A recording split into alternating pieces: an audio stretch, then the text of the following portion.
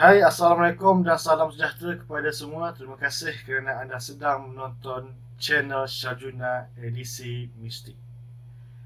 Seperti yang saya janjikan, hari ini saya akan menceritakan kisah Cik Lan memasuki alam ataupun memasuki alam gaib atau kalau tidak ketahui alam mistik bersama dengan 6 orang yang lain, dan 6 orang tersebut adalah isterinya, 3 orang anaknya, seorang lelaki iaitu adik kandungnya, Ayui nama panggilannya, dan juga seorang perempuan yang rapat dengan keluarga Cik Lan yang bernama Liza.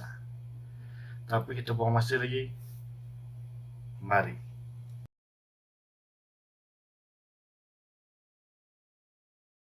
Pada satu hari, Cik Lan bersama 6 orang ini, mereka berkelah di Ulu Bendol Negeri Sembilan. Mereka berkelah, bermain dengan anak-anak, dengan keluarga, happy, enjoy seperti biasa, seperti keluarga yang biasa, tidak ada apa masalah. Daripada tengah hari hinggalah petang. Pada pukul 6 petang, mereka pun bersiaplah untuk balik ke rumah. Mereka memasukkan barang-barang ke dalam kereta dan Cik Lan startkan enjin kereta dan menuju ke rumah mereka di Bahau Negeri Sembilan. Di dalam perjalanan, Liza menyatakan sesuatu kepada Cik Lan, iaitu dia teringin melihat perkampungan Minangkabau. Yang di mana anda tahu Minangkabau adalah satu budaya yang bangunannya berbentuk tanduk kerbau di bahagian atapnya dan memakai pakaian-pakaian tradisional yang indah, cantik. Lalu Cik Lan pun memasuki satu perkampungan yang Cik Lan pun tak berapa familiar sangat jalan dia. Tak berapa tahu sangat jalan dia. Tapi Cik Lan tahu di situ memang ada perkampungan Minangkabau. Di situ Cik Lan pun dan mereka ini melihat budayanya, tengok ada budak-budak bermain, sangat seronok, indah. Pada pukul 6 lagi pemandangan yang sangat cantik. Dan tanpa mereka sedar, ketika itu jam hampir masuk pukul 7 suku, di mana hampir masuk ke maghrib.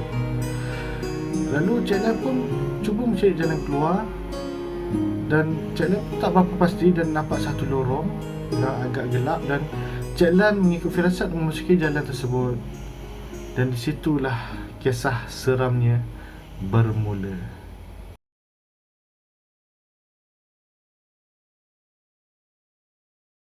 Apabila Cik Lan memasuki jalan tersebut, keadaan terus berubah. Terjadi macam sunyi dan keadaan pun sudah hampir nak gelap. Dan ketika itu Cik Lan pun meneruskan perjalanan.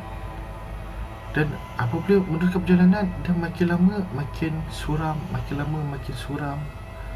Tengok kiri kanan dah jadi bentuk dia lain, dah macam dah bukan di budaya Minangkabau lagi dah.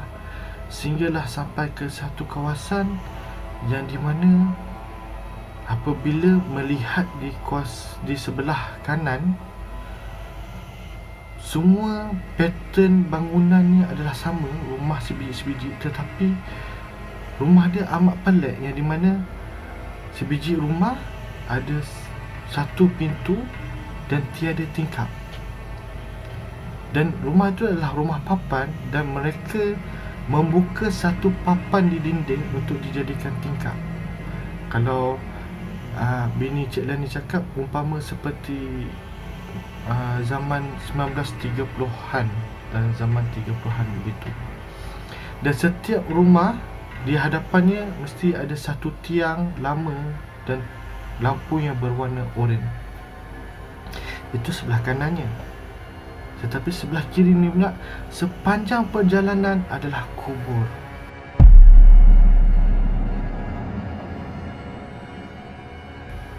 Ya, sepanjang perjalanan sebelah kiri adalah kubur.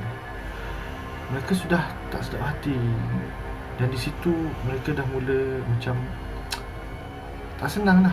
Keadaan dah nak gelap ketika itu kan. Dan ketika itu Ayo ini cubalah menyakat pada si Liza. Dia takut-takutkan lah.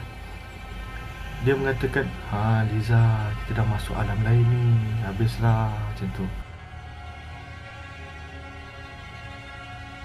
Dan ketika itu kabus tiba-tiba memenuhi ruang. Maksudnya di hadapan kereta, belakang kereta, kabus tiba-tiba mendatang. Dan kabus ini makin lama makin tebal, makin lama makin tebal. Cik Lan still relax, masih tak nak endahkan apa-apa lagi. Dan Cik Lan pergi jalan dan terus memandu sehinggalah Cik Lan melihat lampu kereta.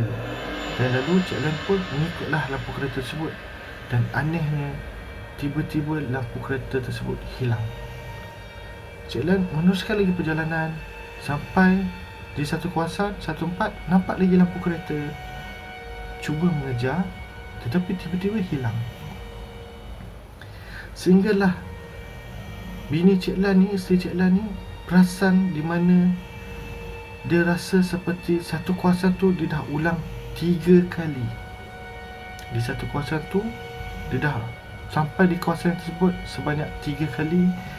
Barulah si bini Cik Lan ni tegur pada Cik Lan, "Abang, kita ni dah masuk alam lain ni, mungkin kita dah sesat ni."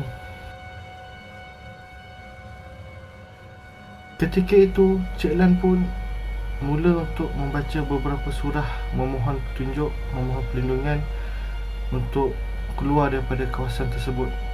Dan apabila Cik Lan memulakan surah untuk dibaca, dia dapat merasai yang ada benda yang mengikut daripada belakang. Dan Cik Lan meneruskan perjalanan. Tak boleh buat apa di situ sebab belah kiri kubur dan belah kanan bangunan yang pelik. Dan Cik Lan teruskan lagi membaca beberapa surah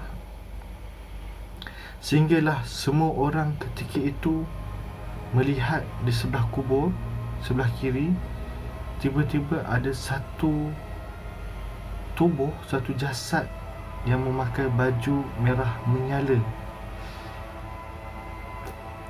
Dan merah menyalanya itu bersinar, tidak pasti jantinan lelaki ataupun perempuan.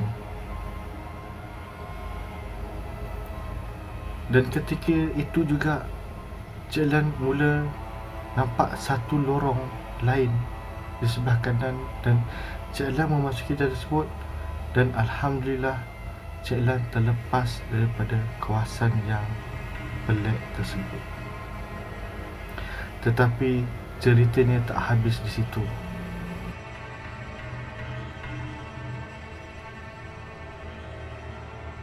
Apabila sampai di satu kawasan yang mereka melihat ada kedai, ada rumah, ada lampu jalan, biasa yang membuatkan mereka yakin mereka berada di alam yang nyata.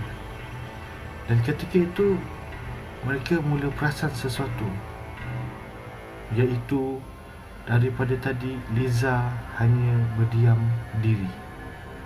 Lalu Ayub pun cuba untuk menegur Liza. "Liza, kau okey ke?"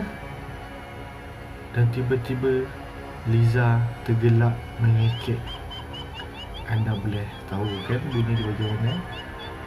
Dan Ayub pun, "Allah, abalan, Liza dah berubah, di mana rambut dia sudah menghurai, dah tak terurus, dan mukanya dah berubah."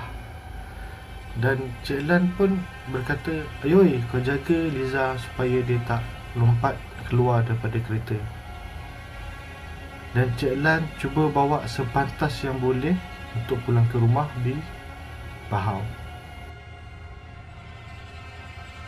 Apabila sampai di rumah, Liza dah jadi tak keruan. Dia dah mula mengamuk, menjerit-jerit semua bagai, ataupun yang kita boleh cakap dah kena rasuk lah, dah kena dimasuki sesuatu. Dan Cik Lan sampai-sampai saja di rumah, isteri Cik Lan ni membawa 3 anaknya masuk ke rumah. Dan ketika itu dia mula perasan sesuatu, iaitu anak keduanya menggigil ketakutan. Dan apabila dia peluk anak dia dan dukung masuk ke dalam rumah, anak yang kecil lagi dalam 3 tahun menyebut takut. Itu saja yang dia cakap, hanya sebut takut. Dan kemudian Cik Lan, bininya dan juga Ayu ini cuba untuk mengangkat Liza untuk masuk ke dalam rumah, tetapi terlalu berat, seperti batu yang 3 tenaga masih tak mampu lagi untuk mengangkat Liza. Tetapi tak boleh buat apa, mereka cuba dan cuba juga sehinggalah berjaya untuk mengangkat Liza ke halaman rumah di ruang tamu. Dan ketika itu Cik Lan pun mulalah membaca beberapa surah dengan harapan Liza mula sedar dan kembali pulih. Alhamdulillah, dengan berkat ayat suci, maka Liza pun sedar. Apabila dia sedar, dia menangis dan berkata, kenapa Abang Lan tinggal dia? Dan Abang Lan tanya, masa bila pula Abang Lan tinggal Liza? Dan dia mulakan cerita apa yang dia lalui.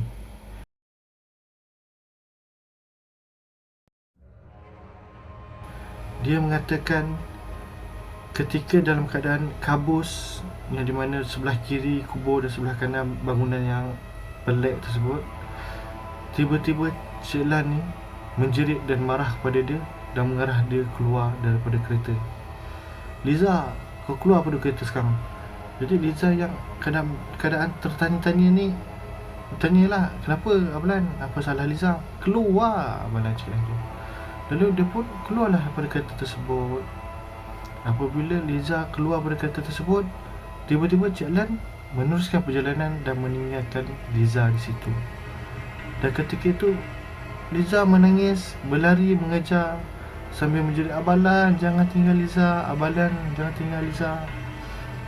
Sehinggalah kereta hilang daripada pandangan dan Liza duduk di tepi kubur tersebut sambil menangis. Beberapa ketika kemudian, dia mengatakan tiba-tiba Cik Lan kembali dengan berjalan kaki dan bercakap, Liza, dah jom balik.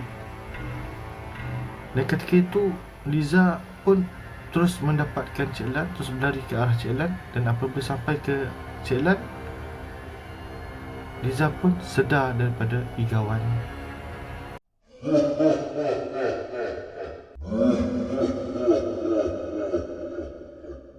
Begitulah kisah arwah Cik Lan bersama dengan isteri, 3 orang anaknya, Liza dan juga Ayui. Kisah yang di mana mereka memasuki alam gaib ataupun alam mistik dari perjalanan Ulu Bendul ke Bahau. Jikalau anda ada cerita hendak dikongsikan, hendak share bersama saya, sila type di komen. Dan apabila saya sudah memahami cerita anda, mungkin kita akan berbincang kisah anda dan saya akan memasukkan cerita anda di Syarjuna edisi mistik.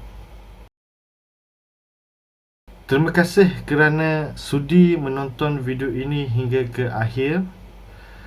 Jangan lupa untuk like, share dan komen, dan tekan butang subscribe serta loceng supaya anda tidak terlepas video saya yang akan datang. InsyaAllah kita akan berjumpa lagi di video yang akan datang. Jaga diri anda. Selamat sejahtera kepada semua dan Assalamualaikum.